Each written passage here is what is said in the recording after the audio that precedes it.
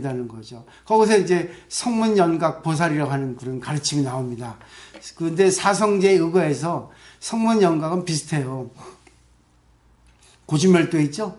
고진멸도. 그거는 어떤 문제가 생긴 거예요. 욕망에 의해서 자기가 갖고 싶은 게 있는데 그것이 안 되는 거예요. 또 좋아하는 사람과 헤어지고 싶지 않고, 갖고 싶었는데 못 갖게 되는 거. 그리고 미운 사람하고 만나고 싶지 않은 거. 그리고 그냥 뭐 살아있는 것 자체에서 모든 걸 이렇게 추구하는 거. 네 가지. 거기서 우리는 불타고 있죠. 막 이걸 자기가 하고 싶은데, 뭐 이것도 하고 저거 싶고 한데 안 되죠. 그럴 때 이제 성문은 스님들이에요. 네 욕망을 버려라. 두 번째 연각은 참선을 통해서, 명상을 통해서 근본이 뭔가, 근본은 하나다. 그래서 저절로 욕망을 버리는 거예요. 성문연각은 스님이기 때문에 세상을 버려서 그건 조금 가능해요. 근데 여러분은 그게 해당이 안 돼요. 욕망을 없애면 여러분은 못 살게 됩니다. 그 때문에 세 번째 보살의 가르침이 있거든요. 보살의 가르침은 있는 그대로예요. 자, 고진멸도에서 어떤 고가 생겼어요. 문제거리가. 내 자식이 내 마음대로 안 돼요. 그러면 그 집이 원인이 뭐예요? 내 마음대로 안 되는 건 문제죠. 고가 생겼잖아요. 고의 문제가 뭐겠어요? 고의 원인이 뭐겠어요? 결국은 내가 하고 싶은데 안 되고 상대가 또 내 마음대로 안 돼주죠. 그럴 때 원인이라는 것이 나한테만 있지 않고 상대에도 있지 않고 인연이 전부 원인이다. 지금 이런 인연이다. 그거를 그냥 그대로 보는 겁니다. 있는 그대로. 이런 문제가 생겼구나. 이런 문제에서 내가 그럼 받아들이자. 어떻게 받아들여요? 그냥 받아들이는 거야. 이런 일이 생겼구나. 자, 이 일이 생겼는데 그러면 어떻게 할까? 자기가 하고 싶은 대로 여기서 하는 거예요. 자기가 자식에게 문제가 있다고 생각하면 얘기해도 되고, 나에게 문제가 있다고 생각하면 내가 마음을 비우면 되고, 둘 중에 하나죠. 해결책은 여러 가지가 있죠. 그 해결책을 오늘 배우는 겁니다. 그게 바로 이제 보살의 어떤 생활 방식이에요. 그리고 이제 마지막 하나는 부처님인데, 부처님은 그때그때 따라서 모든 것을 이렇게 통달하신 분이라 생각하시면 됩니다. 제가 너무 이렇게 빨리 했는데 다시 한번 정리하면, 성문연각은 여러분이 안 해도 됩니다. 근데 해도 돼요. 그래, 내 마음 비우자. 그래, 내 마음 안 되는데 뭐 내 마음대로.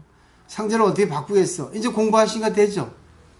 내 마음 비우면 돼요. 상대가 뭐 옷을 벗고 춤을 추든, 상대가 날 욕을 하든, 상대가 뭐 이치 안만 얘기를 하든, 그리고 또 좋아할 일이지 않아서 뭐 오만방자스럽게 교만을 부리든, 그냥 내가 그냥 눈 감고 있으면 됩니다. 그럴 때도 있죠. 근데 그럴 때도 있지만 또 그렇지 않아야 할 때도 있잖아요. 내가 상대한테 뭐 충고를 하든지 아니면 또 한마디 격하게 얘기하든지 있죠. 그걸 알아서 하라는 건데, 그 방법은 이제 그 다음에 나옵니다. 이 방법인데, 그 다음에 이제 교재를 보죠.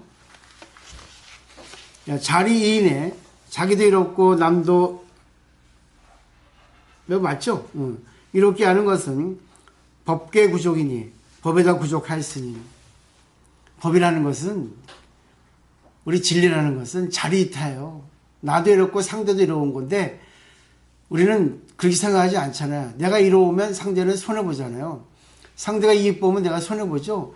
남이 잘나면 나는 못났죠. 내가 잘나면 상대는 못났죠. 네, 이 개념이에요.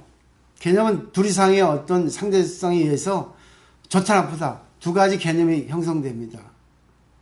근데 이 법은, 우리 세상 사람이 그 법을 둘로 나눠가지고 좋다 나쁘다 하지만, 있다 없다 하지만, 이 법을 나도 좋고 상대도 좋고 하는 거예요. 자, 내가 이익을 받습니다. 상대가 손해를 받죠. 그러면 내가 이익을 봐서 상대가 손해를 봤으니까 미안하다 얘기해주면 내가 법을 아는 사람이에요.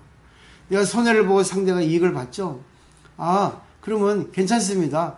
당신이 이익을 본 게 나한테는 참 고맙습니다. 왜? 나는 이익을 보지 않아도 나에게는 괜찮습니다.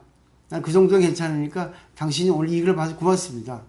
또 상대가 잘 날랐으면 괜찮습니다. 당신이 잘났는데요. 나는 당신을 잘나게 빛내주게 하는 역할을 해줘서 고맙습니다. 결국 뭐야? 나도 이렇고 상대도 이렇죠. 근데 이렇게 한번 해보시면 돼요. 해보시면 이 뜻을 알게 됩니다. 그러니까 법은 자리이타예요. 자리이타는 자기도 이렇고 타인도 이렇게 하는 겁니다. 이게 법이라는 거예요. 근데 우리는 법을 배우지만 법을 이해 못 하잖아요. 그 다음에 볼까요? 야가 구주라도, 만일 내가 오래 머물더라도, 부처님께서 천년만년 사시더라도 객무소익, 제차 이익이 없어요. 내가 살아서 뭐하니? 당신의 법을 따르지 않는데. 법을 따르면 나는 없어도 되는 거야. 법이 살아서 움직이니까. 그 다음에 자금 이후로, 지금부터 이후로 제 제자는, 나의 모든 제자는 전전행지 즉 열의 법신이, 전전적인 것을 행하면, 계속해서 그걸 행하면 열의 법신, 열의 법신이 결국 법의 몸입니다. 부처님도 법을 자기가 이해하고 자기가 실천해서 자기와 법이 하나가 되기 때문에 법신불이에요. 상주의 불멸례라 하시니 항상 머물러 멸하지 않을 것이라 하시니, 이 야온 스님은 결국은 대승불교를 상당히 공부하신 많이 분이세요. 물론 다른 분도 마찬가지지만, 그러니까 지금 대승불교의 시점에서 이렇게 얘기를 하시잖아요. 근데 결국 뭐겠어요? 멸하지 않는다는 거죠. 법이 살아있으니까 영원히 법을 의지해서 우리가 해야 된다는 거죠. 그 다음에 넘겨보세요. 약지 여시리 하면, 만일과 같은 이치를 알면 즉단한 자 불수도 온정, 단짓으로 수도하지 않은 것을 한탄할지언정 하한호 말세하리요, 어찌 말세는 것을 근심하리요. 여기까지예요. 그러니까 여기서 내용은 이제 지금 또 프린트 다문과 근수 정진, 이것은 법화경 수학무학 인기품 제9에서 안한하고 부처님하고의 어떤 전생 이야기를 들어서 얘기하고 있거든요. 이것도 읽어보시죠. 네, 읽어보시죠.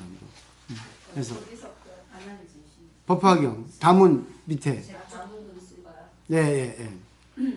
다문과 근수 정진, 법화경에 안한 상락 다문 아상 근정진이라고 하는 구절이 있다.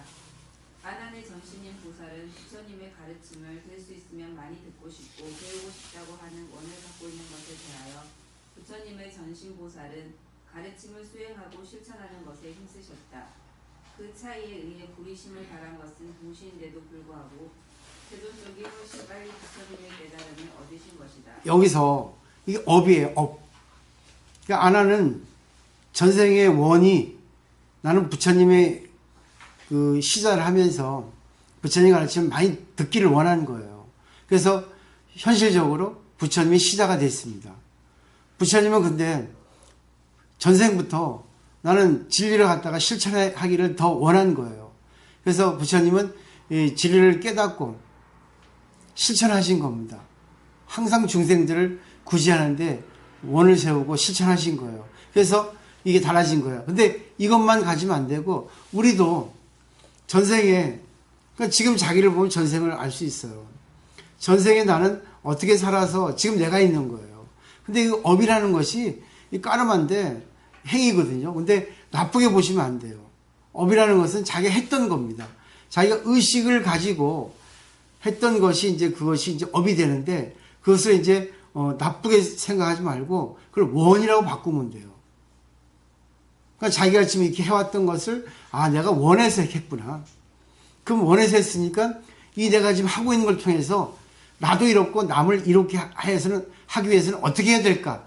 이것이 바로 지금 오늘의 주제입니다. 이해되시겠죠? 그러니까 서로 좋게 하면 돼요. 근데 이 세상의 어떤 잣대에 의해서 뭐 좋고 나쁜 걸 딱 구분지면 안 됩니다. 다 좋다고 해야 돼요. 결국 니는 좋아서 좋고 나는 나빠서 좋고 이런 식으로. 왜? 항상 상대적이거든요. 모든 거는. 이 세상은. 그렇지만 이 진리의 법의 세계에서는 다 평등해요. 그래서 진리의 세계는 불생불멸이라 하고, 이 사바세계에서는 생멸이라 하는 거예요.